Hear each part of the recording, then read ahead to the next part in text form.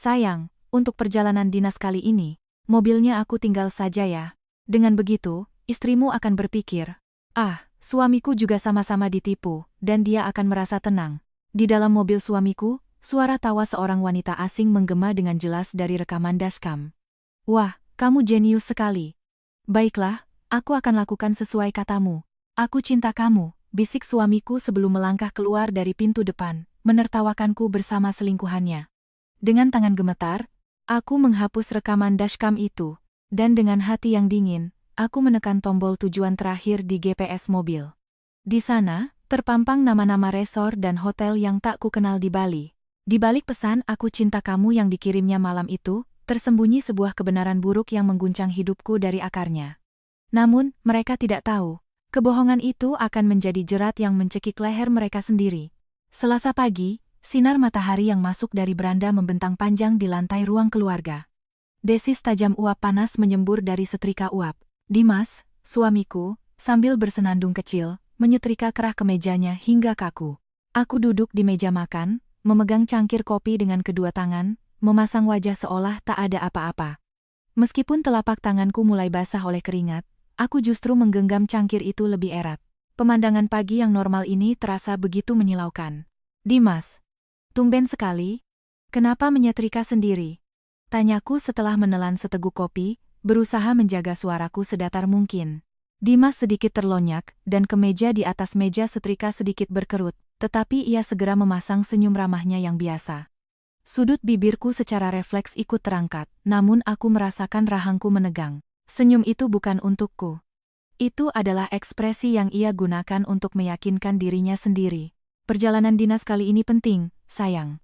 Aku harus terlihat rapi saat bertemu dengan klien. Kamu kan sibuk dari pagi, aku tidak mau merepotkanmu, jadi aku kerjakan sendiri, katanya. Kata-kata manis keluar dari mulutnya, tetapi pandangannya tidak tertuju padaku, melainkan pada kancing kemejanya. Aku mengangguk sambil mengaduk kopi dengan sendok sekali, menciptakan bunyi ting kecil, dan bersamaan dengan suara itu, aku mengembuskan napas panjang. Jantungku berdebar satu ketukan lebih cepat dari biasanya, tetapi aku tetap menjaga gerakan mengangkat cangkir kopi ke bibirku dengan perlahan. Perhatian yang berlebihan selalu datang dengan sebuah alasan, hal yang kupelajari setelah 20 tahun menikah. Saat Dimas masuk ke kamar mandi, ruang keluarga menjadi sunyi sejenak. Dalam kesunyian itu, ponselnya yang tergeletak di meja makan bergetar pelan, bunyinya menggema di permukaan kaca meja. Aku tidak langsung menunduk. Sambil berpura-pura menelusuri bibir cangkir dengan jariku, aku hanya sedikit menundukkan kepala. Tenggorokanku kering kerontang, bahkan untuk menelan ludah pun sulit, tetapi aku tidak menunjukkan reaksi apapun. Berpura-pura seolah tidak ada apa-apa adalah keahlian terbaikku di rumah ini. Pratinjau pesan muncul di atas layar kunci. Sayang, nanti di bandara paspornya jangan lupa. Tulisan itu memantul di bawah sinar matahari, membuatnya tampak lebih terang.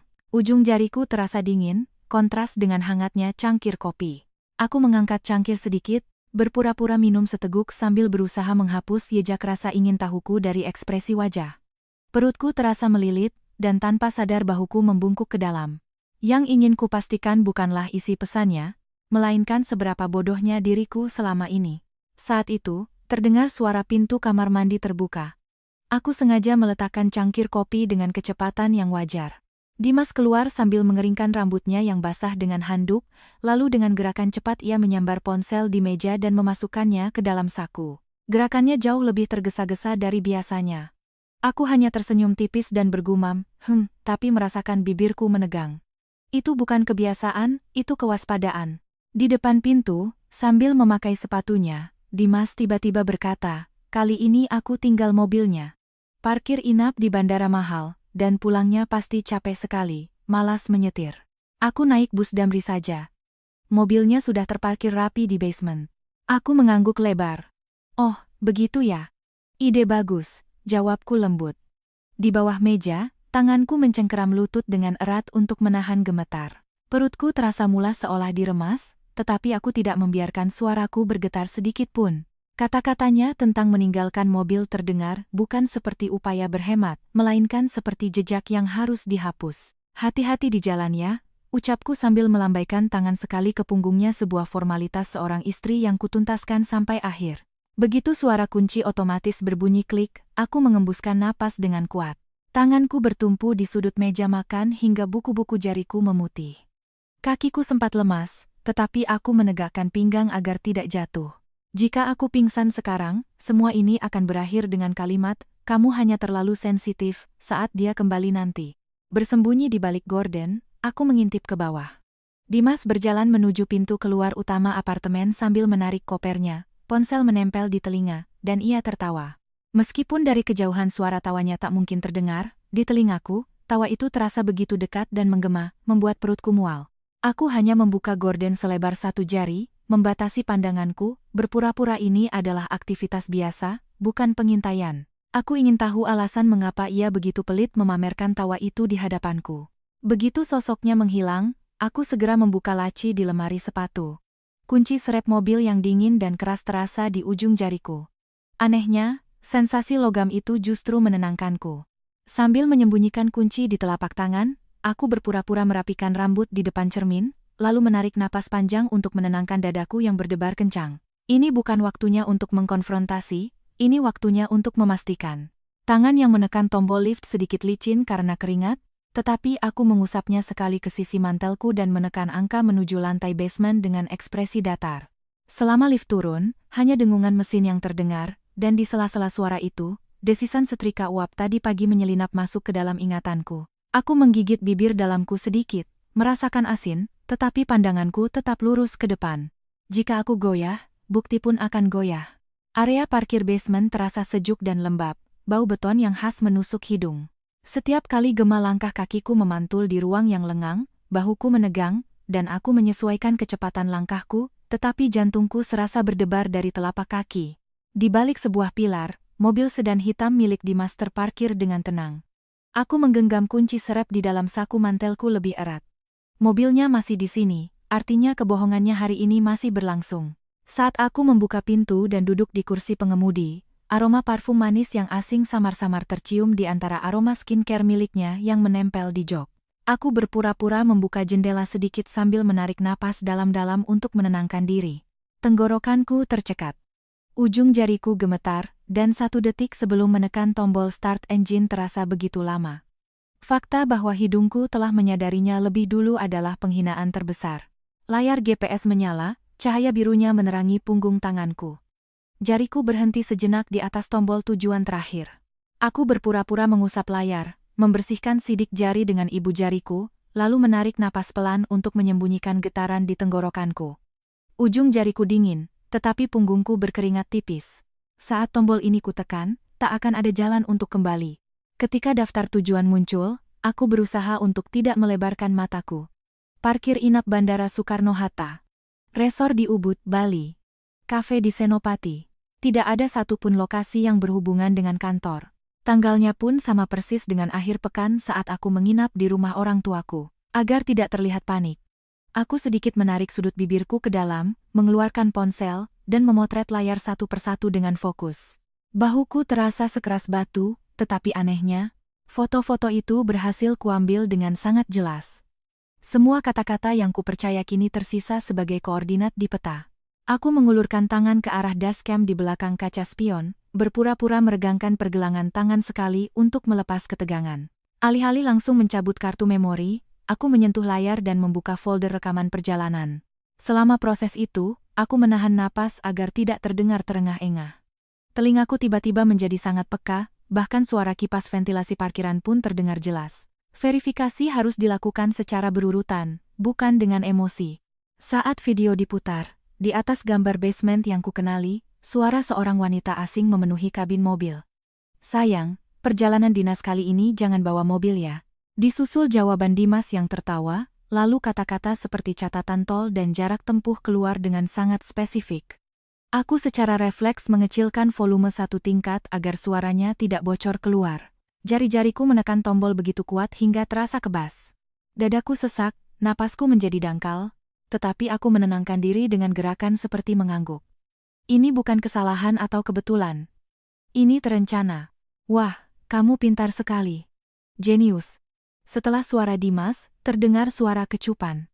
Aku tidak langsung mematikan layar, melainkan terus mendengarkannya selama beberapa detik. Sebagai gantinya, agar wajahku tidak menegang, aku sedikit mengendurkan rahang dan mengelus setir kulit perlahan untuk menjaga kesadaranku. Tenggorokanku terasa tercekik, tetapi aku memaksakan diri untuk menelan.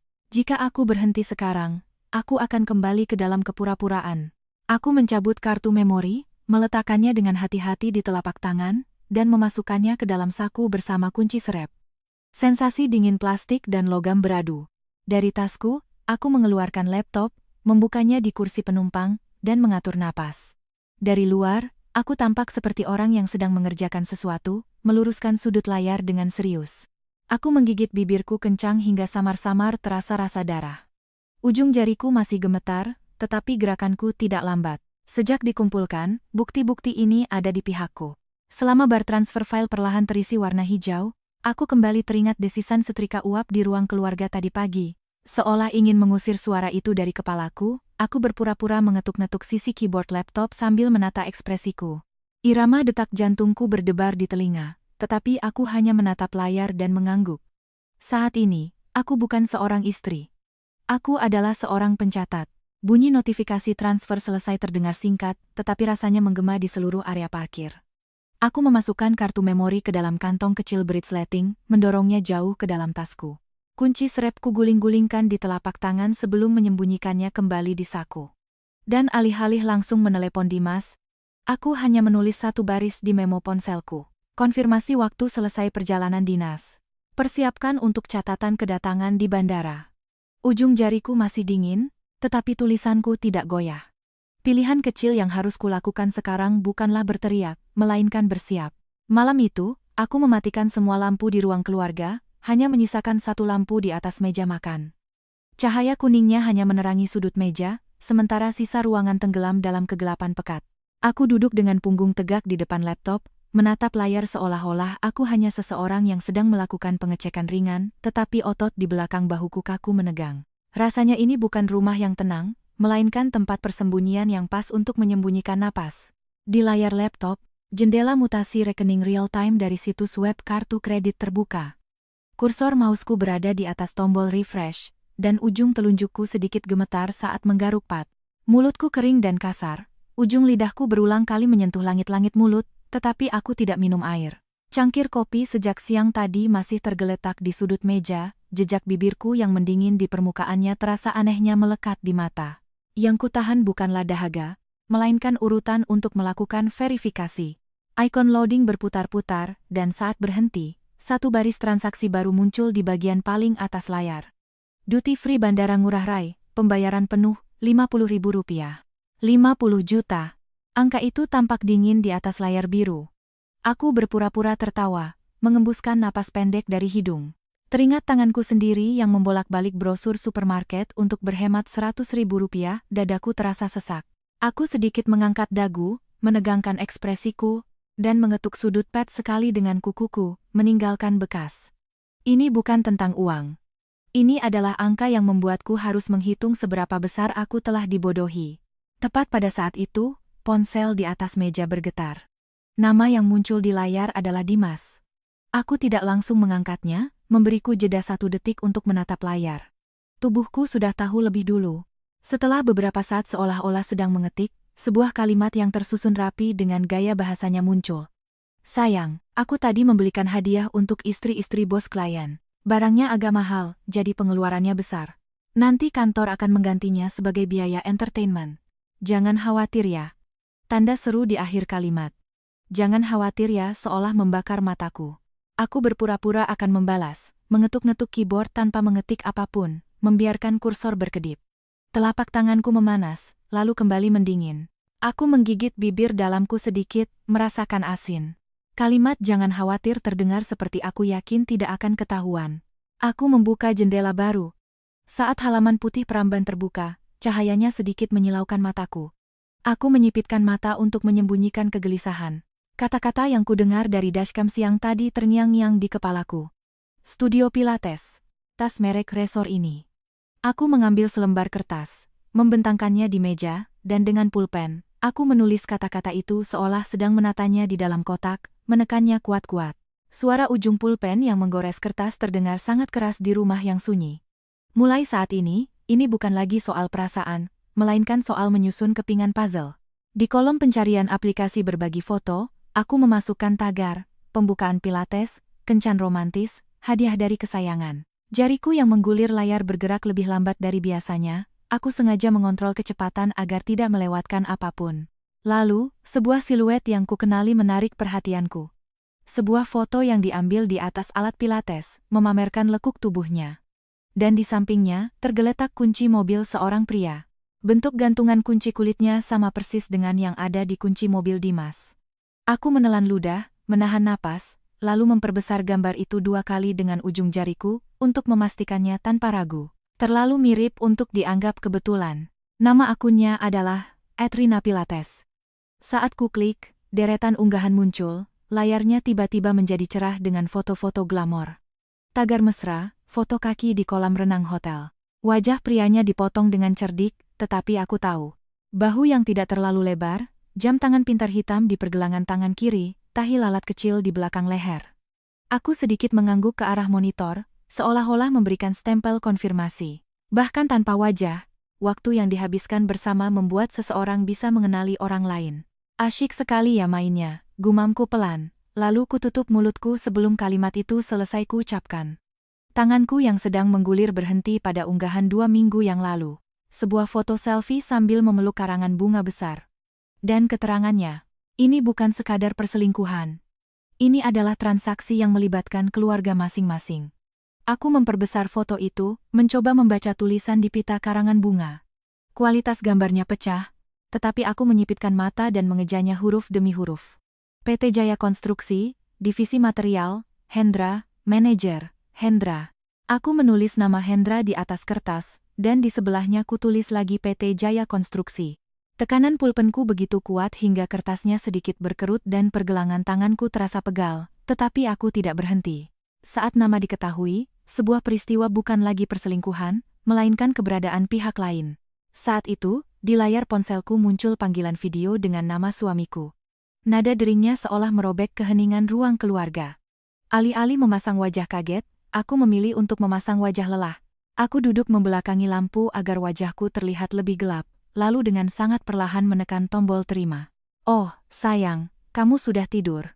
Di layar, Dimas mengenakan jubah mandi hotel, bersandar di kepala tempat tidur. Sudut kamera hanya menampilkan wajahnya dan dinding putih, seolah-olah sengaja memotong sisa ruangan. Aku pura-pura menguap sedikit, menutupi mulut dan mengucek mata untuk mengulur waktu. Akting seorang suami yang baik selalu menyembunyikan sesuatu di luar bingkai kamera. Belum. Hanya baca buku sebentar tadi, jawabku dengan suara yang lebih tenang dari dugaanku. Untuk mempertahankan ketenangan itu, aku sengaja menurunkan nada di akhir kalimat.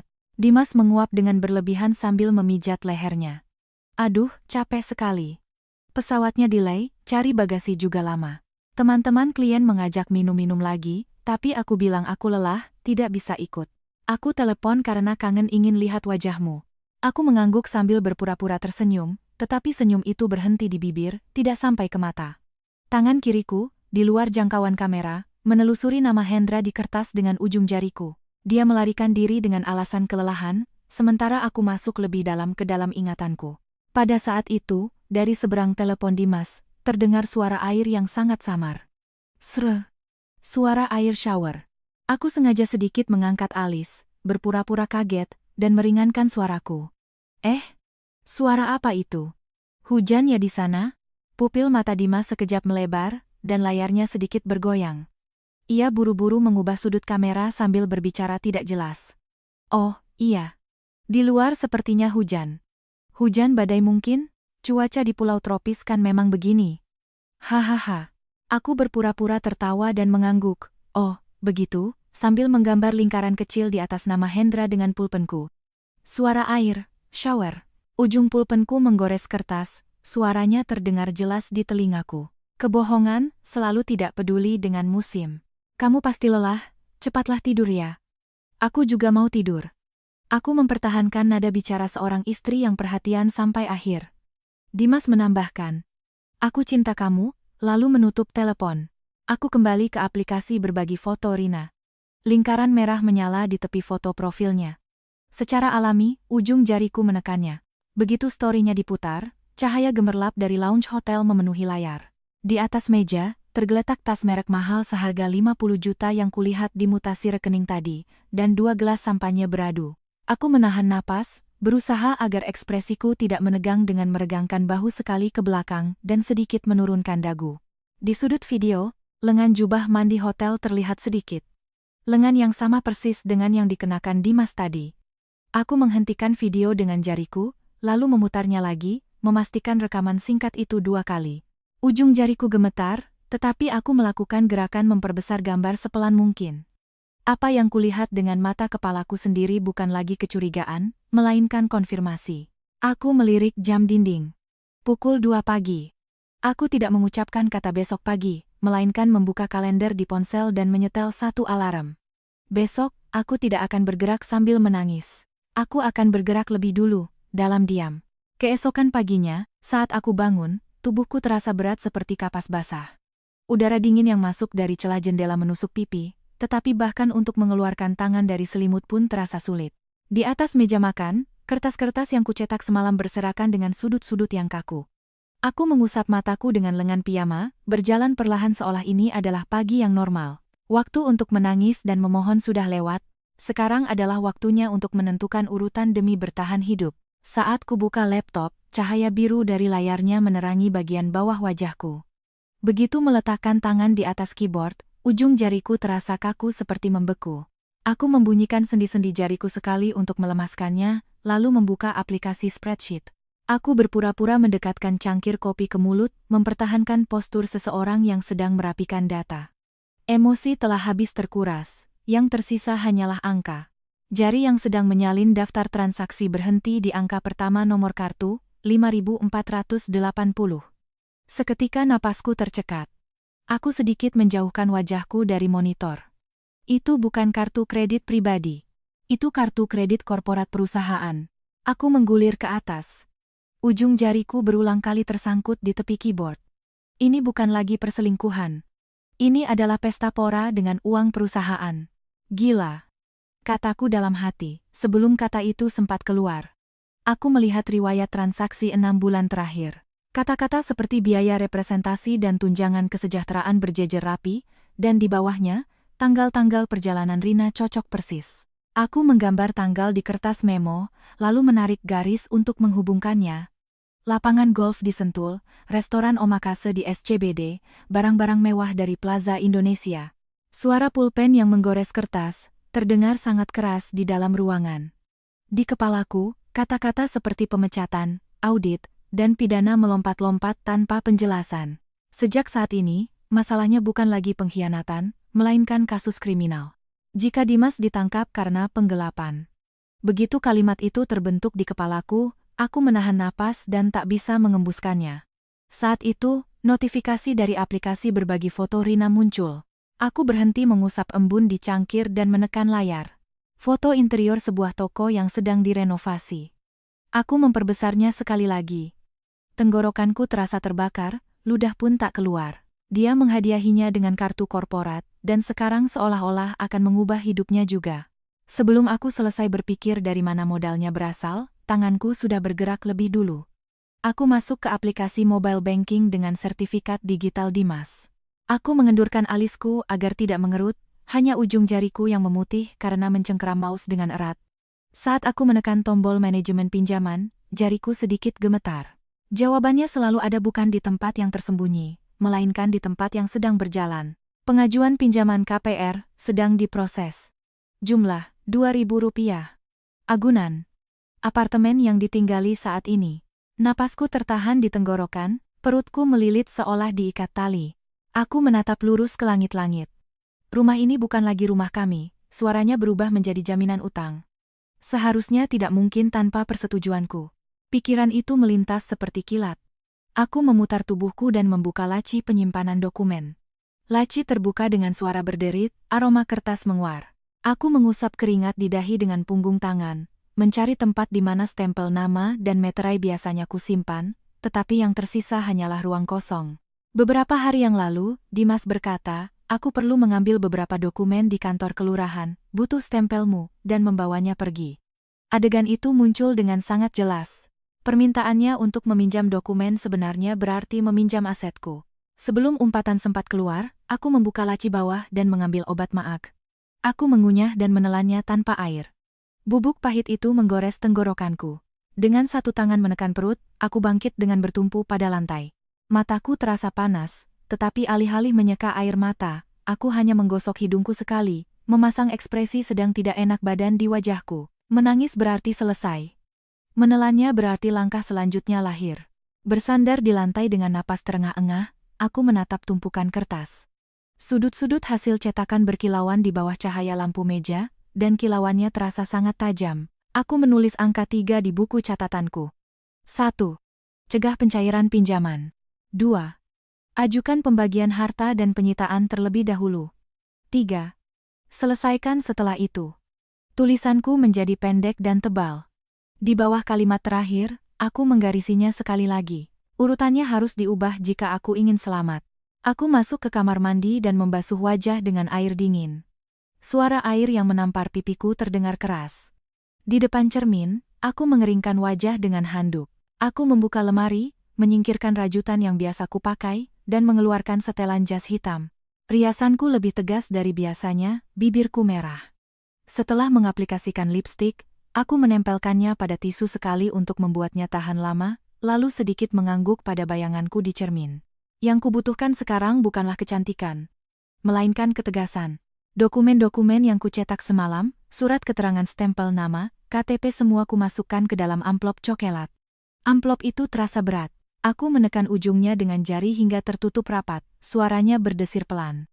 Seolah-olah suara itu berkata, ini baru permulaan. Dokumen ini adalah perisai untuk melindungi hidupku, dan rem untuk menghentikan hidup mereka. Tunggu saja, Hendra, batinku, tanpa mengucapkannya. Aku memasukkan alamat di aplikasi peta ponselku. Kantor pusat PT Jaya Konstruksi muncul. Aku menurunkan kecerahan layar satu tingkat agar getaran tanganku tidak terlalu terlihat. Saat keluar pintu, aku memasukkan kunci serep ke dalam saku bridgesleting di dalam tasku dan menutupnya sampai ujung. Suara klik kecil menggema jelas di koridor. Setiap suara kecil membawa serta tekadku. Sore itu, di lobi kantor pusat PT Jaya Konstruksi, langit-langit yang tinggi dan lantai marmer memantulkan cahaya dingin. Orang-orang dengan kartu identitas tergantung di leher berlalu lalang dengan cepat, meninggalkan jejak suara sepatu mereka. Aku duduk di sudut kafe di lobi, memilih tempat yang menghadap langsung ke pintu masuk. Aku memesan kopi, tetapi hanya memegangnya dengan kedua tangan tanpa meminumnya. Aku tidak ingin getaran tanganku terlihat di wajahku. Saat aku goyah, negosiasi akan berakhir. Aku mengeluarkan ponsel dan menekan nomor yang telah kusimpan. Selama nada sambung berbunyi, aku tidak bersandar, melainkan menegakkan punggung. Saat ujung jariku mendingin, aku menggenggam cangkir lebih erat, merasakan kehangatan suam-suam kuku di telapak tanganku. Dia harus menjawab. Jika aku memulai pertarungan ini sendirian, aku tidak akan bisa menyelesaikannya sendirian. Halo, dengan Hendra. Suara yang rendah dan tenang terdengar dari seberang, bercampur dengan suara ketikan keyboard dan keriuhan kantor. Aku berdeham sekali, berusaha membuat suaraku sesopan mungkin. Selamat sore. Dengan Bapak Hendra, manajer. Iya, benar. Dengan siapa saya bicara? Ini bukan dari asuransi atau pinjaman. Bukan hal semacam itu. Aku memotong kalimatku pendek, menarik napas sangat pelan. Saya ingin berbicara mengenai istri Bapak, Ibu Rina. Seketika, keriuhan di seberang sana seolah mereda. Terdengar suara menelan ludah yang sangat samar. Aku tidak memaksakan diri untuk mengisi keheningan itu. Keheningan ini bisa jadi pertanda bahwa dia pun sudah merasakan sesuatu. Istri saya? Ada keperluan apa ya? Saya sekarang berada di kafe di lobi lantai 1 kantor Bapak. Aku memeriksa bayanganku sekilas di kaca jendela kafe, lalu menunduk. Bisakah Bapak turun sebentar? Ada sesuatu yang sangat penting yang perlu Bapak konfirmasi. Tolong sebutkan nama Anda dulu. Nada waspada terdengar jelas. Aku juga menggenggam amplop coklatku dengan erat. Kertas-kertas di dalamnya berdesir pelan. Saya adalah istri dari Dimas, pria yang saat ini sedang berlibur bersama istri Bapak. Dari seberang sana, terdengar suara sesuatu jatuh. Gedebuk. Entah pulpen atau cangkir. Napas yang pendek dan kasar terdengar. Lalu suaranya merendah. Saya turun sekarang. Panggilan terputus. Aku menatap layar yang padam sejenak, lalu meletakkan ponsel lurus di atas meja. Telapak tanganku basah, Tetapi alih-alih mengelapnya dengan tisu, aku perlahan menekuk dan meluruskan jari-jariku. Setiap kali pintu putar berputar, angin lobi berembus pelan, dan jantungku berdebar mengikuti ritmenya. Mulai sekarang, ini bukan lagi tentang kebenaran, melainkan tentang kesepakatan. Saat aku menatap ke arah lift, pintunya terbuka, dan seorang pria dengan dasi yang sedikit longgar berjalan cepat keluar. Wajahnya tampak lelah, tatapannya tajam. Aku tidak beranjak dari kursi, hanya menekan amplopku lebih erat. Dan di dalam hati, aku membuat satu pilihan kecil. Kata pertama yang akan kuucapkan bukanlah amarah, melainkan kerugian. Aku tahu, pertarungan ini baru saja dimulai. Angin AC di kafe lobi PT Jaya Konstruksi terasa sangat dingin. Hendra, yang duduk di seberangku, tampak seperti baru pulang dari lapangan, sepatunya berlumpur dan dasinya miring. Begitu melihatku, ia mengerutkan dahi dalam-dalam dan menarik kursi dengan kasar sebelum duduk, tatapannya campuran antara waspada dan lelah. "Anda siapa? Apa maksud Anda dengan urusan Rina?" tanyanya sambil menenggah habis air di gelasnya. Jakunnya naik turun dengan jelas. Tanda bahwa ia gugup. Sebagai jawaban, aku meletakkan amplop dokumen yang kubawa di atas meja. Suara buk yang tumpul membelah kebisingan kafe dengan presisi. "Kita lewati saja basa-basinya, Pak Hendra. Apakah sekitar 2 minggu yang lalu, Bapak mengirimkan karangan bunga atas nama perusahaan kepada istri Anda?" Pupil mata Hendra melebar. Ia menggerakkan bibirnya dan menjawab ketus, "Kenapa Anda bertanya?" "Saya mengirimnya karena itu hari jadi pernikahan kami." "Apa yang salah dengan itu?" "Karangan bunga itu diunggah istri Anda di akun media sosialnya dengan tagar suami idaman. Dan di kolom komentar foto itu, suami saya menulis, 'Aku cinta kamu.'" Aku mengeluarkan bukti pertama dari amplop tangkapan layar dari unggahan Rina, dan menyodorkannya diam-diam di hadapannya. Hendra menyambar kertas itu seolah tak percaya dan menatapnya lekat-lekat. Wajahnya seketika memerah padam. Ini editan kan? Anda ini siapa? Mau main-main dengan saya? Istri saya bukan orang seperti itu." Ia menggebrak meja dan melompat dari kursinya. Perhatian orang-orang di sekitar tertuju ke meja kami. Namun, aku bahkan tidak berkedip, aku hanya menatapnya. "Silakan duduk. Seharusnya Anda yang malu. Ini bukan saatnya untuk berteriak." Terdorong oleh suaraku yang dingin dan tenang, ia kembali duduk dengan kasar. Aku mengeluarkan bukti kedua. Rincian pemesanan resor di Ubud dan foto di kolam renang hotel yang baru diunggah kemarin, lalu membentangkannya di atas meja. "Lihat pergelangan tangan pria di foto kolam renang ini. Jam tangan ini adalah hadiah pernikahan dari saya untuk suami saya. Dan desain kuku di tangan wanita ini, bukankah sama persis dengan tangan istri Bapak yang Anda lihat pagi ini?" Pandangan Hendra terpaku pada desain kuku di foto itu. Desain glamor dengan hiasan zirkonia biru. Tangan istrinya yang tak bisa disangkal. Tangannya mulai gemetar hebat, kertas yang dipegangnya berdesir saat diremas. Wajahnya yang semula merah kini pucat pasi. "Ah!" Ia menghela napas dalam-dalam dan memegangi kepalanya.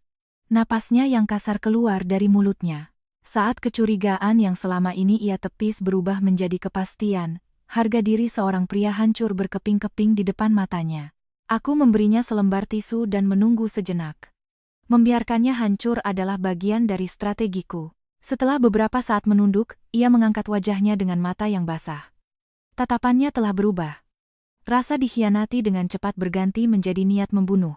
Ia mengeluarkan ponsel dari sakunya, membuka kuncinya, dan melemparkannya ke depanku. "Lihat ini."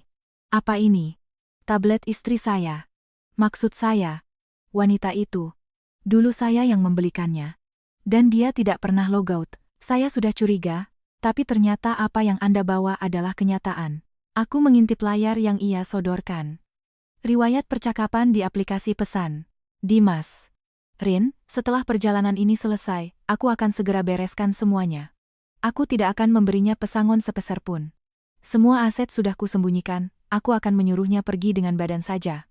"Rina. Kamu juga ya, Mas?" "Aku tidak akan memberikan 1 rupiah pun pada orang itu. Hak asuh anak. Jangan bercanda. Aku akan bilang, kalau mau, kamu saja yang urus anak itu, lalu kita mulai hidup baru." "Dimas. Tentu saja. Dengan pinjaman untuk renovasi apartemen, kita bisa siapkan tokomu dengan baik." "Aku cinta kamu." Setiap kata menusuk mataku seperti jarum. Rencana menyembunyikan aset agar tidak membayar tunjangan, mendorong hak asuh anak seperti barang bawaan. Saat itulah aku akhirnya mengerti arti dari darah mendidih. Bajingan-bajingan ini. Mereka pikir kita ini bodoh. Tanpa sadar, umpatan itu keluar dari mulutku. Hendra menghantam meja dengan kepalan tangannya. Cangkir kopi bergetar keras. Saya akan pesan tiket pesawat sekarang juga. Saya akan ke sana, membalikan semuanya, dan membunuh mereka. Saat ia berdiri dengan mata merah, aku buru-buru memegang lengannya. Tanganku mencengkeramnya kuat. Duduk. Kalau Anda ke sana dan membunuhnya, apa yang akan terjadi? Anda akan masuk penjara. Lalu bagaimana dengan anak Anda? Dan siapa yang akan mencari aset yang mereka sembunyikan? Bentakanku membuatnya tertegun. Napasnya naik turun dengan cepat. Kalau Anda membuat keributan sekarang, mereka justru akan senang. Anda memberi mereka waktu untuk menghilangkan barang bukti dan alasan untuk menyembunyikan aset. Pak Hendra, apakah Anda mau kehilangan uang, kehilangan keluarga, dan menjadi narapidana? Hendra menatapku dengan napas terengah-engah. Namun, di matanya, bukan hanya ada kemarahan. Ada keputusasaan yang memohon pertolongan. Perlahan, ia kembali duduk.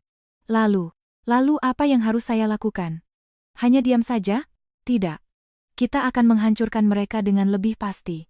Bukan dengan emosi, tapi dengan kenyataan.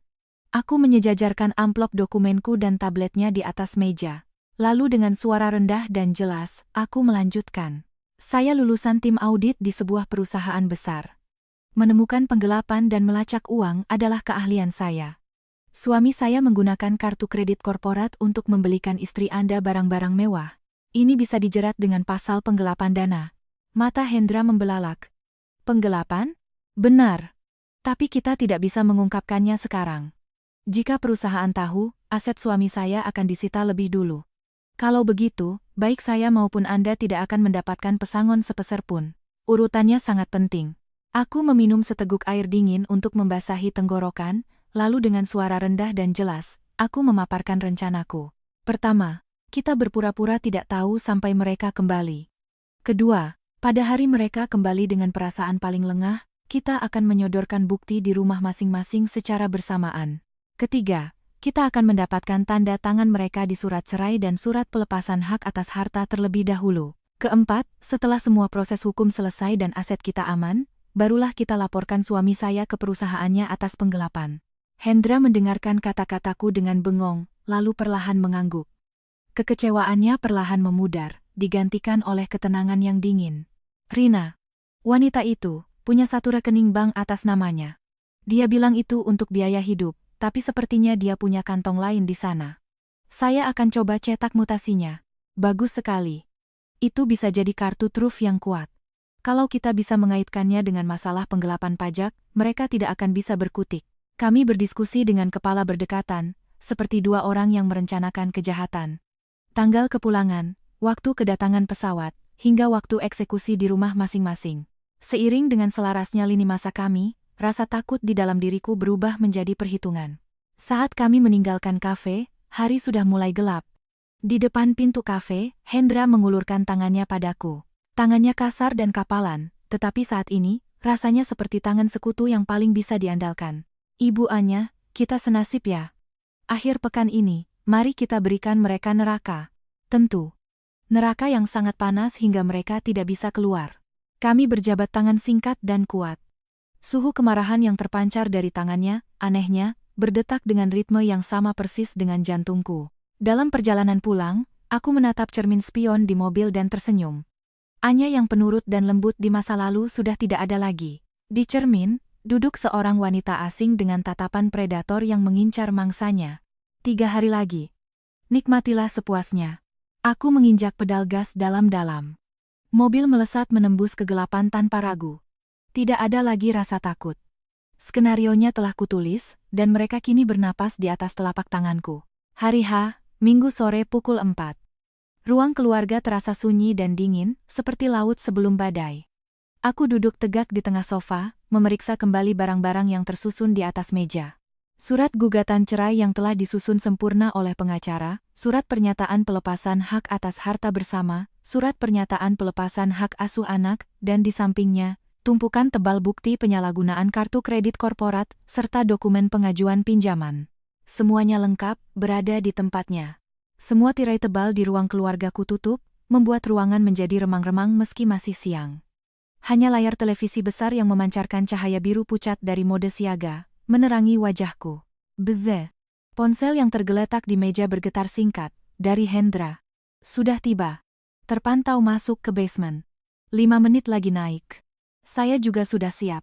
Sebagai balasan, aku mengangkat ponselku dan menyambungkannya ke televisi melalui mode mirroring. Tulisan terhubung muncul sekejap di layar lalu menghilang. Aku merasakan detak jantungku bertambah cepat, tetapi aku menekan pahaku dengan kuat dan mengatur napas. Mulai sekarang, aku bukan lagi Anya sang istri, melainkan hakim tanpa ampun. Pip, pip, pip. Suara tombol sandi pintu ditekan memecah kesunyian. Iramanya lebih ceria dan cepat dari biasanya. Pintu terbuka dengan suara klik, disusul suara roda koper dan suara riang suamiku, Dimas, yang memenuhi area pintu masuk. Sayang, aku pulang. Aduh, capeknya. Pesawatnya delay, hampir mati rasanya. Ia masuk ke ruang keluarga dengan tangan penuh kantong belanjaan dari duty free. Wajahnya yang kecoklatan, hidungnya yang mengelupas karena terbakar matahari, dan ekspresi yang anehnya bersemangat. Wajah seseorang yang euforia liburannya belum pudar. Loh? Kenapa gelap sekali? Kamu sakit? Dimas menemukan aku yang duduk di sofa, lalu melepas sepatunya, dan berjalan mendekat dengan langkah lebar. Aku beli banyak oleh-oleh untukmu. Ini model terbaru, susah didapat ho. Saat ia hendak meletakkan kantong belanjaan di atas meja, pandangannya terpaku pada tumpukan dokumen di tengah meja. Pupil matanya melebar, saat melihat tulisan tebal gugatan cerai. Tangannya yang memegang kantong belanjaan membeku, lalu ia tertawa tak percaya. Apa ini? Gugatan cerai. Apa-apaan ini? Dimas menjatuhkan kantong belanjaan ke lantai dan menarik dasinya dengan kasar. Orang baru pulang capek-capek bukannya disambut, malah dikasih kejutan begini. Jangan bercanda. Jangan buat aku marah. Saat tangannya terulur untuk merobek dokumen itu, aku mengambil remote di atas meja dan menekan tombol putar. Layar televisi 75 inci itu seketika berubah. Terpampang foto Dimas dan Rina sedang berciuman mesra di depan gerbang bandara. Disusul foto selfie di kolam renang hotel di mana Rina memeluk leher Dimas. Lalu video saat mereka minum sampannya di atas tempat tidur, berganti-ganti seperti slideshow. Gerakan Dimas terhenti total. Mulutnya ternganga, pupil matanya bergetar hebat seolah terjadi gempa bumi. Ini. Kenapa bisa? Ia mundur beberapa langkah, tersandung kursi pijat di belakangnya dan terhuyung. Wajahnya pucat pasi dalam sekejap. Bercanda? Apa ini terlihat seperti bercanda? Tanyaku dengan suara rendah dan kering. Aku mengambil amplop dokumen kedua di atas meja dan menggoyangkannya perlahan. Ini rincian penggunaan kartu kredit korporat. Semua yang kamu gunakan untuk membelikan tas mahal untuk wanita itu, membayar hotel, membeli tiket pesawat, semuanya ada di sini. Total penggelapan dana. 4.080 juta. Besok pagi, ini akan ada di meja kepala tim audit perusahaanmu. Mata Dimas membelalak ngeri. Kata penggelapan seolah menghantam kepalanya dengan keras. Anya. Sayang. Bukan begitu. Itu. Diam. Alasanmu simpan saja untuk hakim, atau untuk dipenjara nanti. Aku melemparkan tumpukan dokumen itu ke atas meja. Pilih. Tanda tangani surat pelepasan hak atas harta ini sekarang dan bercerai tanpa membawa apa-apa. Atau dilaporkan atas penggelapan, masuk berita, dan dipenjara. Oh ya. Melihat jumlah dan lamanya penggelapan, kamu hampir pasti ditahan. Uang pensiunmu juga akan disita, jadi sama saja kamu tidak akan punya apa-apa. Bedanya hanya kamu jadi mantan narapidana atau tidak. Dimas menatapku dan dokumen-dokumen itu bergantian dengan bibir gemetar. Ia seolah tak percaya dengan situasi ini, keringat dingin mengucur deras. Kenapa kamu melakukan ini padaku? Maafkan aku sekali ini saja. Aku salah. Itu hanya kesalahan kecil. Aku sudah mau putus dengannya. Saat ia mendekat untuk bersujud, aku menekan tombol speakerphone di ponselku dan menaikkan volumenya hingga maksimal. Rina, kamu gila hah? Apa-apaan ini? Mas Hendra, sakit. Lepaskan. Maaf. Jalang ini menguras gajiku untuk bersenang-senang dengan pria lain. Aku bunuh kamu, lalu aku masuk penjara sekalian. Perang. Suara sesuatu pecah, disusul jeritan melengking seorang wanita yang memenuhi ruang keluarga. Situasi di rumah Hendra sedang disiarkan langsung. Wajah Dimas berubah kelabu saat mendengar suara Rina. Dengarkan? Itu suara Rina yang kamu cintai sedang dijambak dan diusir oleh suaminya. Suaminya dan aku sudah sepakat. Kalian berdua, hari ini adalah hari terakhir kalian. Aku melipat tangan dan menatapnya dengan dingin. Di sana sedang dihancurkan secara fisik, di sini sedang dihancurkan secara hukum. Dimas, kamu mau dibunuh oleh siapa? Aku, atau perusahaan? Dimas jatuh terduduk di lantai, tangannya yang gemetar hebat mencengkeram ujung celananya. Air mata mengalir deras dari matanya, tetapi itu bukan air mata penyesalan. Itu adalah air mata ketakutan karena status sosial, pekerjaan, dan uangnya akan lenyap dalam sekejap. Sayang, tolong jangan laporkan ke kantor. Kalau aku dipecat, aku tidak punya tempat lagi. Di usiaku sekarang, kalau jadi mantan napi, hidupku benar-benar tamat. Tolong. Ia merangkak dengan lutut untuk memegang pergelangan kakiku. Aku menarik kakiku ke belakang, seolah menghindari serangga menjijikkan. Makanya tanda tangani. Lepaskan semua hak atas harta dan hak asuh anak, pergi hanya dengan badanmu. Kalau begitu, aku akan merahasiakannya dari perusahaan. Tentu saja itu bohong. Tapi saat ini, ia butuh harapan itu, tali busuk yang harus ia pegang untuk bertahan hidup. Stempel. Di mana stempelnya? Dengan wajah basah oleh ingus dan air mata, Dimas meraba-raba meja mencari pulpen. Tangannya gemetar begitu parah hingga ia menjatuhkan pulpen itu 2 kali. Aku hanya menatapnya dalam diam. Melihat titik terendah seorang pria yang telah menemaniku selama puluhan tahun rasanya bukan sakit, melainkan menyedihkan dan memuakan. Di sini. Tanda tangani dengan benar, paskan dengan posisi stempel nama. Saat aku menyodorkan dokumen, ia bahkan tidak membacanya, langsung membubuhkan stempel seperti orang gila. Cap, cap, cap. Setiap kali stempel itu mendarat di atas kertas, rasanya ganjalan di dadaku ikut hancur satu persatu. Tolong. Maafkan aku. Arga. Di seberang speakerphone, jeritan Rina mencapai puncaknya. Seolah dikejar oleh suara itu, Dimas menyelesaikan tanda tangan di halaman terakhir. Ia menjatuhkan pulpen dengan lemas dan menangis terseduh-seduh sambil membenturkan kepalanya ke lantai. Sudah kutandatangani semua. Sudah cukup kan? Kamu tidak akan lapor ke kantor kan? Ia mengangkat wajahnya menatapku. Tatapan yang memelas dan menyedihkan. Aku merapikan dokumen-dokumen itu ke dalam map sambil tersenyum dingin. Tergantung suasana hatiku. Tapi untuk saat ini, aku akan menahannya. Oh, dan satu lagi. Aku menunjuk ke arah pintu depan. Kemasi barang-barangmu dan pergi. Rumah ini milikku. Aku akan mengganti kata sandi pintu dalam 10 menit. Cepat pergi. Dimas menatapku dengan ekspresi kosong, seolah kepalanya baru saja dipukul palu. Tetapi saat aku mengangkat ponselku lagi dan berpura-pura akan menelepon seseorang, ia terlonjak kaget. Bahkan tanpa sempat merapikan kopernya yang tergeletak di lantai, ia merangkak menuju pintu keluar. Bruk. Pintu depan dibanting tertutup, disusul suara kunci otomatis yang mengunci. Barulah saat itu aku mengembuskan napas panjang yang sedari tadi kutahan. Kakiku lemas, dan aku jatuh terduduk di sofa. Di layar televisi, foto bahagia mereka masih terpampang, dan dari speakerphone, hanya terdengar napas kasar Hendra dan isak tangis Rina. Sudah selesai, Pak Hendra, gumamku pelan. Dari seberang sana, terdengar suara lelah. Kerja bagus, di sini juga sudah beres. Aku perlahan memejamkan mata. Kemenangan yang sempurna, tetapi sudut hatiku terasa dingin seperti reruntuhan di medan perang. Meski begitu, tidak ada penyesalan. Di tanganku, kini tergenggam perisai sempurna untuk melindungi anakku dan diriku sendiri.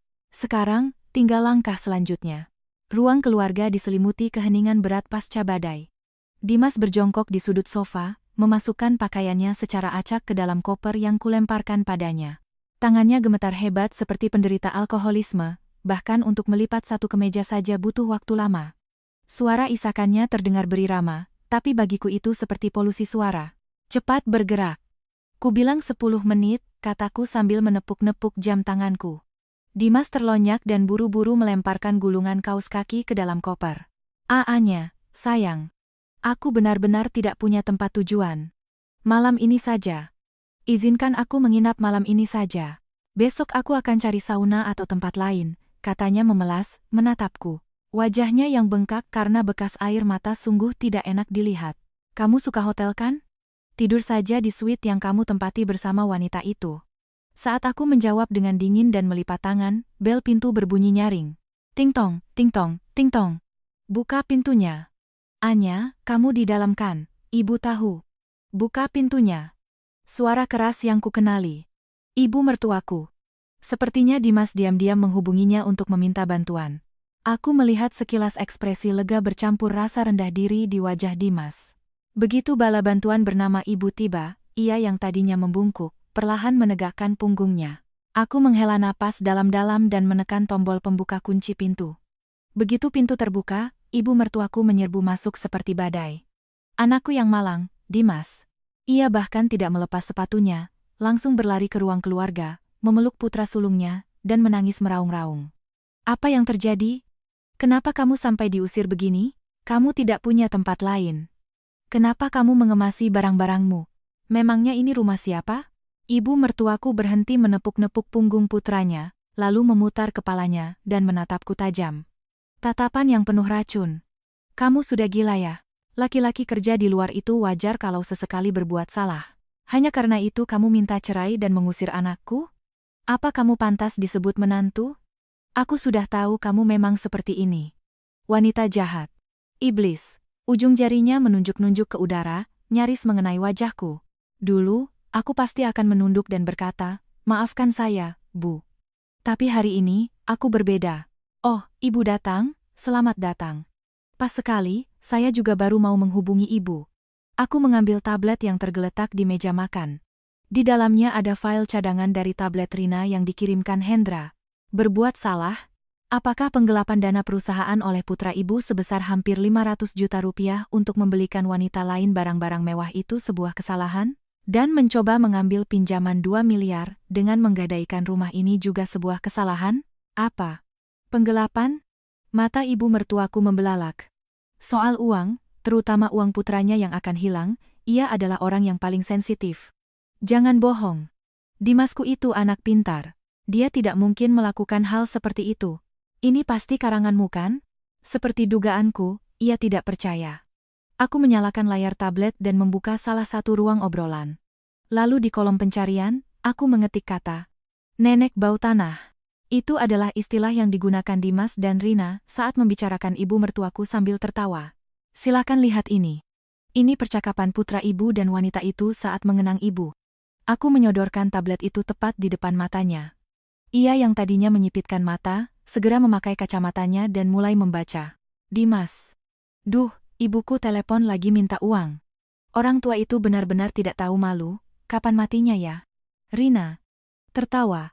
Sabar sedikit, sayang. Kita harus baik-baikin dia kalau mau dapat warisan nanti. Dimas. Aku akan tahan baunya setahun lagi saja. Rina. Tertawa. Bukan cuma bau bawang putihnya itu parah sekali. Lebaran nanti aku malas ke sana. Dimas. Untung ada istriku yang jadi tameng. Daripada kasih uang jajan ke ibuku, lebih baik aku belikan kamu tas lagi. Tangan ibu mertuaku mulai gemetar seperti daun yang tertiup angin. Wajahnya yang semula merah berubah menjadi kelabu. Bagi seseorang yang seumur hidupnya hanya memuja putranya, fakta bahwa putranya menganggapnya sebagai sumber uang dan menjelek-jelekannya bersama selingkuhannya adalah guncangan sekelas bom nuklir. Ibu mertuaku kehilangan kata-kata, mulutnya menganga. Dimas yang pucat pasi melompat ke arahnya. Ibu, bukan begitu. Itu salah paham. Wanita itu yang mengarangnya. Mengarang? Besok kita bawa saja ponsel ini untuk forensik digital. Mungkin akan muncul hal-hal yang lebih parah lagi, kataku dingin. Dimas terdiam. Dihantam rasa pengkhianatan, ibu mertuaku tak sanggup menopang tubuhnya dan jatuh terduduk di lantai. Aku sudah membesarkanmu seperti apa? Kenapa kamu tega melakukan ini padaku? Alih-alih memukul putranya, ia memukul-mukul dadanya sendiri dengan kepalan tangannya. Aku menatapnya tanpa ekspresi dan melontarkan paku terakhir. Ibu, sekarang bukan waktunya menangis. Kalau putra ibu dilaporkan atas penggelapan oleh perusahaannya, untuk melunasi kerugian, apartemen yang ibu tinggali sekarang bisa ikut disita loh. Disita? Apartemen. Dua kata itu membuat tangisannya berhenti seketika. Ia menatapku dengan mata kosong. Perhitungannya cepat. Ia sadar secara naluriah bahwa melindungi rumah dan dana pensiunnya jauh lebih mendesak daripada menyalahkan menantunya. Ibu mertuaku bangkit dengan tertatih-tatih. Lalu, ia menampar punggung Dimas yang berdiri termangu dengan sekuat tenaga. Suara plak. yang keras menggema di ruang keluarga. Anak bodoh. Sadar kamu. Pergi. Pergi dari sini sekarang juga. Minta maaf atau lakukan apapun, selesaikan sendiri masalahmu. Jangan libatkan aku. Ia bahkan tidak menoleh padaku, langsung berlari keluar pintu seolah melarikan diri. Rasa malu dan ketakutan akan kerugian finansial telah mengusirnya dari rumah. Yang tersisa hanyalah Dimas. Setelah perisai terakhirnya, ibunya, menghilang, ia benar-benar hancur. Anya, tolong. Aku benar-benar tidak punya tempat tujuan. Waktunya habis.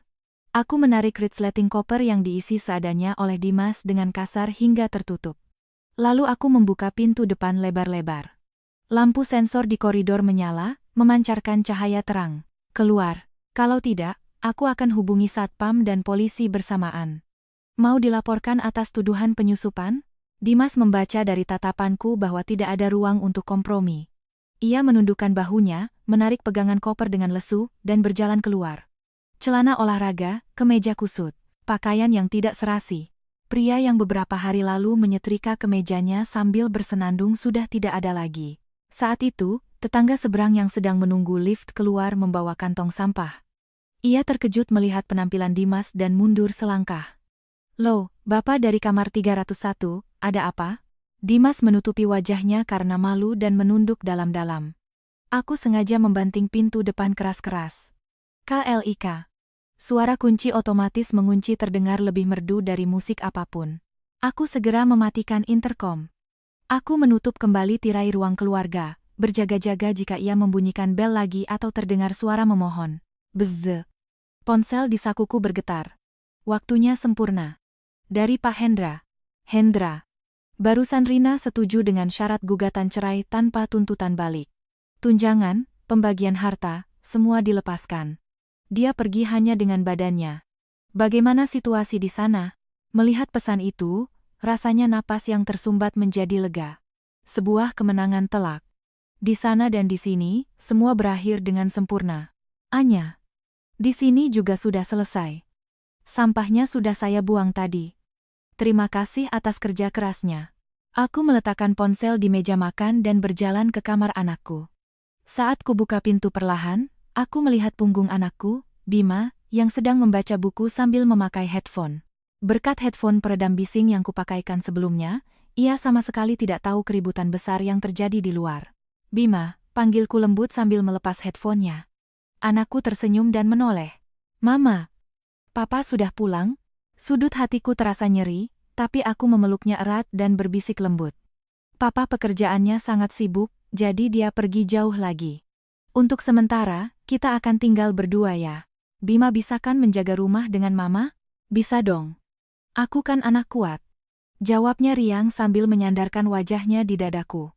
Kehangatan tubuhnya perlahan mencairkan tubuhku yang dingin. Dari luar jendela ruang keluarga, samar-samar terdengar suara sirene ambulans yang melintas. Kemana Dimas pergi? Apakah ia menangis di luar? Aku sudah tidak peduli. Sampah telah dibuang, rumah kembali bersih. Akhirnya, kendali atas hidupku kembali sepenuhnya ke tanganku. Namun, masih ada satu peluru terakhir yang tersisa. Bom sesungguhnya yang akan meledak saat mereka merasa paling aman. Seminggu kemudian, udara di kantor pengacara terasa anehnya kering dan dingin. Di luar jendela, hujan musim semi turun rintik-rintik, tetapi di dalam ruang rapat, bahkan suara napas pun nyaris tak terdengar. Aku menatap Dimas yang duduk di seberangku tanpa ekspresi. Hanya dalam seminggu, ia tampak menua 10 tahun. Janggut yang tidak dicukur, mata yang cekung, dan setelan jas yang berbau seperti tidak diganti berhari-hari. Bayangan pria rapi yang dulu kukenal sudah lenyap. Silakan diperiksa dan ditandatangani, kata pengacara sambil mendorong setumpuk dokumen ke tengah meja. Akta kesepakatan cerai, perjanjian pembagian harta, surat pernyataan pelepasan hak asuh anak. Dimas membalik lembar demi lembar dengan tangan gemetar. Suara kertas yang dibalik terdengar semakin menyedihkan di tengah keheningan. Anya. Apa ini benar-benar harus kulepaskan semua? Kalau begini, aku benar-benar tidak punya apa-apa lagi, katanya memelas, menatapku sambil memegang pulpen. Suaranya pecah seperti jeritan. Kalau tidak mau tidak punya apa-apa, masuk saja ke penjara. Pilihan itu masih berlaku. Saat aku menjawab singkat sambil melipat tangan, Dimas menunduk dan menggigit bibir. Aku tahu ia melirik ponsel di sebelahnya. Tatapan cemas, takut ada panggilan dari kantor. Ketakutan bahwa ia bisa langsung ditahan jika penggelapannya terungkap telah sepenuhnya menguasai akal sehatnya. Baiklah. Aku tanda tangani. Tapi tepati janjimu. Rahasiakan ini dari kantor. Seolah dikejar-kejar, ia mengeluarkan stempel namanya dan mencelupkannya ke tinta merah. CAP, CAP, CAP. Setiap kali stempel itu mendarat, rasanya batu yang menekan dadaku ikut hancur satu persatu.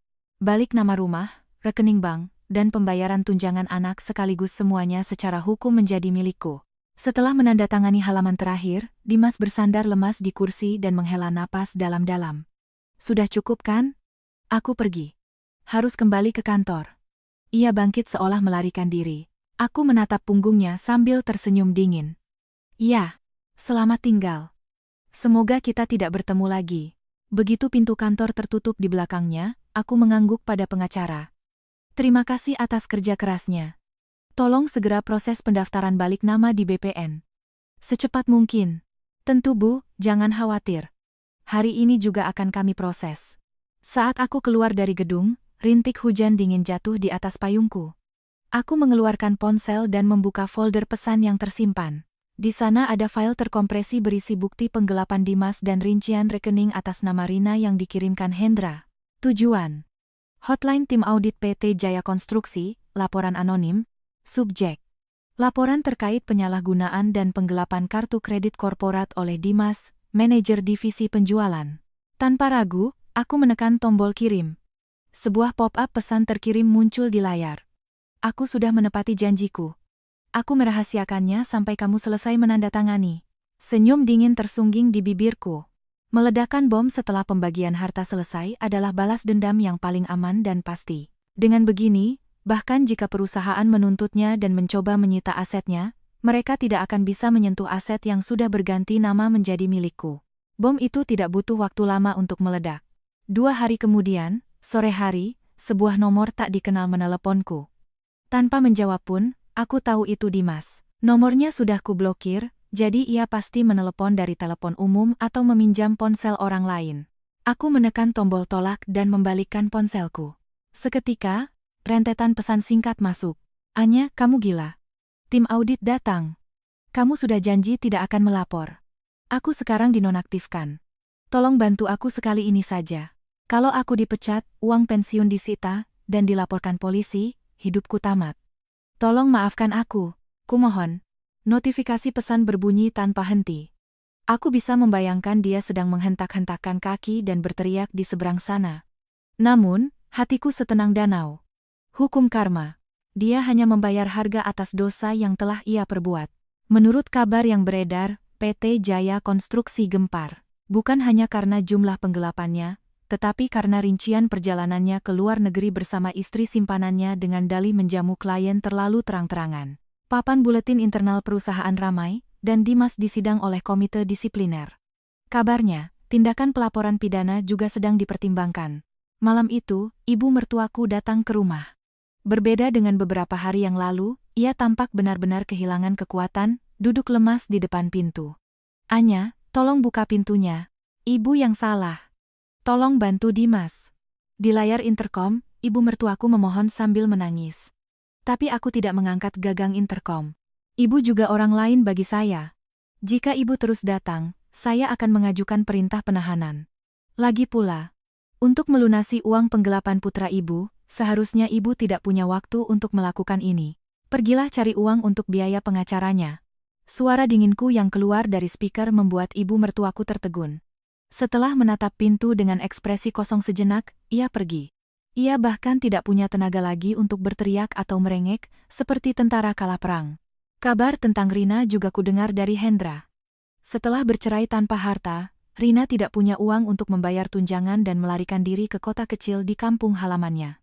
Namun, karena Hendra dengan cerdik menyebarkan berita perselingkuhan Rina dan fakta bahwa ia dicampakkan oleh selingkuhannya, ia tidak bisa lagi mengangkat kepala di kota kecil itu. Mimpi membuka studio pilates tinggallah mimpi. Jangankan itu, untuk pergi ke supermarket terdekat saja ia tidak bisa, dan hanya mengurung diri di kamar. Membaca pesan singkat dari Hendra, aku menelan seteguk kopi pahit. Cinta yang dulu mereka agung-agungkan, begitu uang habis dan kenyataan pahit menghadang, berubah menjadi kebencian paling buruk dan saling menyalahkan. Pada hari putusan cerai resmi tiba, aku pergi ke kafe tempat aku pertama kali bertemu Hendra. Hendra yang duduk di dekat jendela tampak jauh lebih baik dari saat pertama kali bertemu.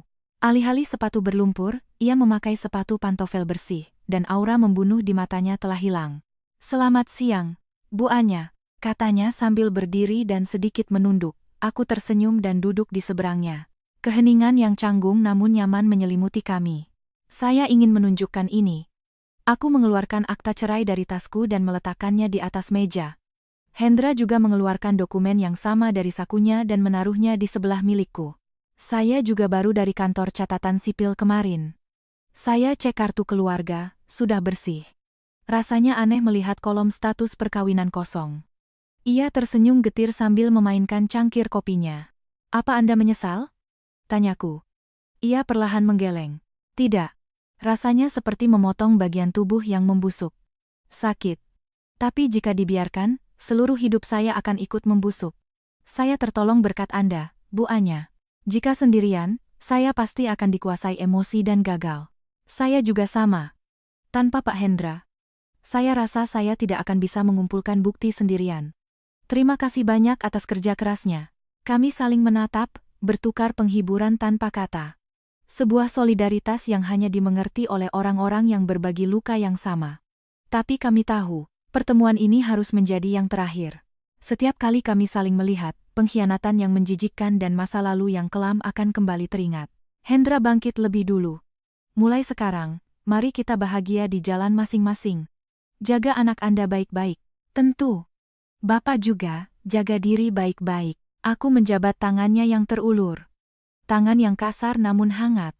Jika jabat tangan pertama kami adalah sumpah untuk balas dendam, jabat tangan hari ini adalah perpisahan yang memberkati masa depan masing-masing. Aku menatap punggungnya yang keluar dari pintu kafe sejenak.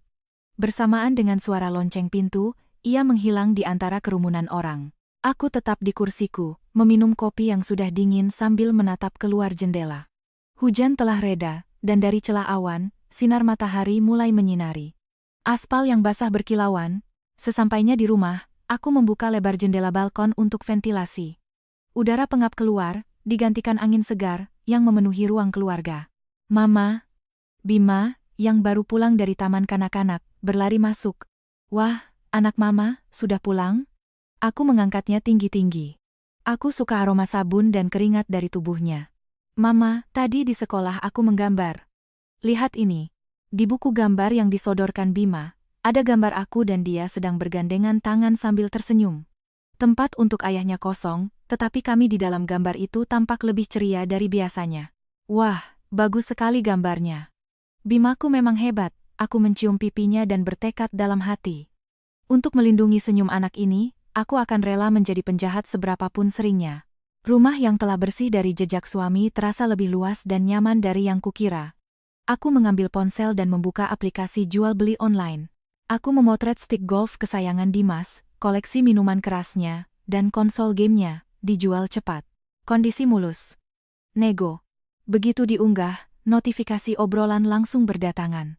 Aku tersenyum tipis sambil membalas pesan. Dengan uang hasil penjualan barang-barang ini, aku akan mengajak Bima berlibur sungguhan. Bukan perjalanan dinas palsu yang penuh kebohongan, melainkan perjalanan yang murni menciptakan kenangan hanya untuk kami berdua. GPS dalam hidupku kini telah selesai diatur ulang dan mulai menunjukkan rute baru. 2 bulan telah berlalu sejak perceraian. Musim telah berganti, melewati akhir musim semi dan memasuki awal musim panas. Saat kubuka lebar jendela ruang keluarga, bukan lagi udara lembab, melainkan aroma melati yang lembut dan segar memenuhi rumah. Aku duduk di meja makan, menatap Bima yang sedang menyantap roti panggang Prancis dengan susu hangat. Buih susu putih di sudut bibirnya, mulut kecilnya yang bergerak-gerak. Di balik pemandangan damai itu, fakta bahwa aku tidak perlu lagi mengkhawatirkan suasana hati suamiku atau menahan ketegangan yang menyesakan terkadang masih terasa seperti mimpi. "Mama, ini enak sekali. Besok buatkan lagi ya," kata Bima sambil mengacungkan jempol dengan senyum lebar. Dulu, aku pasti akan berkata, "Makanannya pelan-pelan ya, nanti papa bangun," tapi sekarang tidak perlu lagi. Tentu, 100 kali pun akan mama buatkan. Makan yang banyak ya, sayang. Sambil mengelus kepalanya, aku menggulir layar tablet dengan satu tangan. Di layar, terpampang email dengan subjek pemberitahuan kelulusan akhir. Email dari tim audit sebuah perusahaan menengah, tempat aku melamar dengan mengandalkan karirku sebelum menikah. Setelah 10 tahun vakum, ini adalah langkah pertamaku untuk kembali, bukan sebagai Anya, tetapi sebagai ibu Anya, manajer. Bayanganku di cermin bukan lagi wanita beracun yang menatap suaminya dengan tajam 2 bulan lalu. Wajahku tanpa riasan, tetapi tatapanku tegas, dan bahuku tegap. Lalu, bagaimana dengan kehidupan sampah-sampah yang telah kubuang? Meskipun tak terlihat, kenyataan pahit mereka tergambar jelas seolah aku sedang menonton CCTV. Di sebuah hotel kapsul tua di pinggiran kota, Dimas mungkin sedang menyeruput kuah mie instan cup.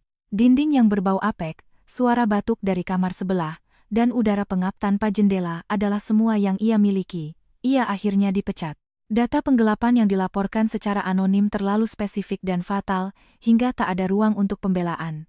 Uang pensiunnya disita seluruhnya untuk melunasi kerugian, dan namanya masuk daftar hitam BI checking. Sialan.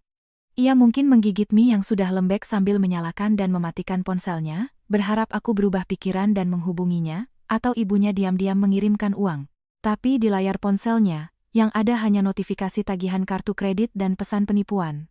Tak ada yang mencarinya. Pria yang dulu dengan angkuh berkata, biar aku yang urus semuanya, di suite hotel, kini bersembunyi di toilet untuk menghindari tagihan sewa kamar dari penjaga hotel. Pakaian yang ia kenakan mungkin masih setelan olahraga tidak serasi yang kulemparkan ke dalam kantong sampah. Bagaimana dengan putri impiannya? Di sebuah pasar becek di kota kecil, Rina mungkin sedang berjongkok dengan topi dan masker menutupi wajahnya, menyiapkan sayuran. Kudengar ia membantu di warung orang tuanya.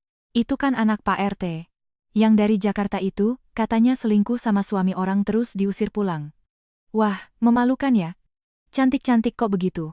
Setiap kali bisikan para pedagang pasar menusuk punggungnya seperti pisau, ia mungkin menunduk dalam-dalam seperti seorang pesakitan.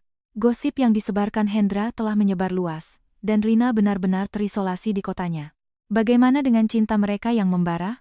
Begitu uang habis dan dasar jurang kenyataan terungkap, cinta itu berubah menjadi kebencian paling buruk. Dimas mungkin mengutuk Rina sebagai wanita sialan yang menghancurkan hidupku, sementara Rina menganggap Dimas sebagai penipu yang hanya besar mulut tanpa kemampuan. Saling menyalahkan menjadi satu-satunya warisan dari perselingkuhan mereka. Mama, sudah habis. Ayo pergi. Suara Bima membawaku kembali ke dunia nyata. Aku menggeleng sekali untuk mengusir lamunan dan bangkit dari kursi. Oke, cuacanya bagus, kita pergi naik sepeda yuk. Kami keluar rumah dengan pakaian santai. Di parkiran apartemen, alih-alih mobil Dimas, terparkir sebuah mobil LCGC bekas yang baru kubeli. Kecil dan sederhana, tapi mobil ini adalah sepasang kaki yang kokoh yang hanya berjalan untukku dan anakku. Aku duduk di kursi pengemudi dan menyalakan mesin. Layar GPS menyala, suara navigasi yang akrab terdengar. Memulai panduan rute. Tiba-tiba aku teringat malam 2 bulan lalu, saat aku dengan tangan gemetar memeriksa riwayat GPS suamiku. GPS saat itu adalah kompas yang menyeretku ke tempat pengkhianatan dan penderitaan. Tapi GPS sekarang berbeda. Aku hendak mengetik taman di kolom tujuan, tetapi jariku berhenti sejenak. Aku menoleh ke belakang pada Bima. Bima, hari ini mau pergi kemana? Mama bisa pergi kemana saja loh. Laut. Aku mau lihat laut. Wah, ide bagus. Ayo kita ke laut. Aku mengubah tujuan menjadi pantai. Menghitung ulang rute. Suara mekanis itu, entah kenapa hari ini terdengar seperti berkat dari hidupku untuk diriku sendiri. Jika salah jalan, cukup putar balik atau cari rute baru. Setirnya kini ada di tanganku, dan bahan bakarnya penuh. Berangkat! Bersama dengan teriakan riang Bima, mobil meluncur mulus keluar dari parkiran. Aku membuka jendela, angin sejuk mengacak-acak rambutku. Sambil menatap apartemen yang menjauh di kaca spion, aku menginjak gas perlahan. Di atas jalanan tanpa suami, tanpa istri simpanan, tanpa ibu mertua, aku tidak tahu apa yang menanti di ujung jalan. Tapi setidaknya, jalan ini bukan jalan tikus yang kotor oleh kebohongan dan penipuan, melainkan jalan raya yang lurus dan lapang yang kupilih dan kupertanggungjawabkan sendiri. Di atas jalan bebas yang disinari matahari, perjalanan keduaku dalam hidup kini baru saja dimulai. Jika aku menengok ke belakang sekarang, waktu yang mengerikan itu terasa seperti kejadian di kehidupan lampau. Malam itu, saat aku gemetar ketakutan sambil memeriksa GPS suamiku, duniaku seolah runtuh. Namun, ternyata itu adalah suara navigasi menghitung ulang rute yang paling penting untuk mengoreksi arah hidupku. Balas dendam terbaik bukanlah berakhir dengan menghukum mereka secara telak, melainkan dengan membuat hidupku tanpa mereka menjadi begitu sempurna dan bahagia hingga membuat iri. Kini aku mengerti itu dengan jelas. Jika saat ini ada yang sedang tersesat dalam kegelapan dingin karena pengkhianatan orang yang dipercaya, tolong jangan lepaskan setir.